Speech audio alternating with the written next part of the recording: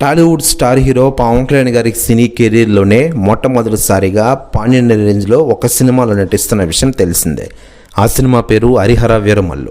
ఈ సినిమాని 2020 సంవత్సరంలో స్టార్ట్ చేశారు.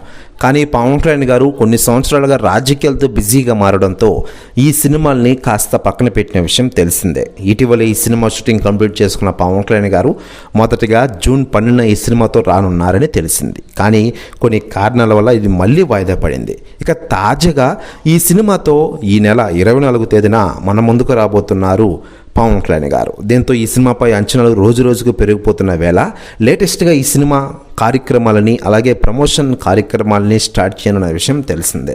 తాజాగా పవన్ కళ్యాణ్ గారి కొడుకు అఖిరానందన్ హరిహర వీరమల్లు సినిమా కోసం రంగంలోకి దిగుతున్నారట.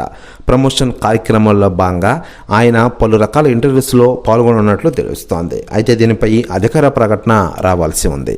మరోవైపు పవన్ కళ్యాణ్ గారి కొడుకు అఖిరానందన్ సినీ ఇంట్రెస్ట్ చూడాలని అభిమానులు తెగ వెయిట్ చేస్తున్న విషయం తెలిసిందే. డైరెక్టర్ సందీప్ రెడ్డి వంగ దర్శకత్వంలో అఖిరానందన్ సినిమా ఒకటి ఉంటుందని చాలా రోజులుగా వార్తలు వైరల్ అవుతుండగా, మరోవైపు ఓజీ సినిమాలో కూడా అఖిరానందన్ నటిస్తున్నారంటే కొన్ని నెలలుగా వార్తలు వైరల్ అవుతున్నాయి. ఏది నిజమో తెలియాలంటే కాలమే సమాధానం చెప్పాలి.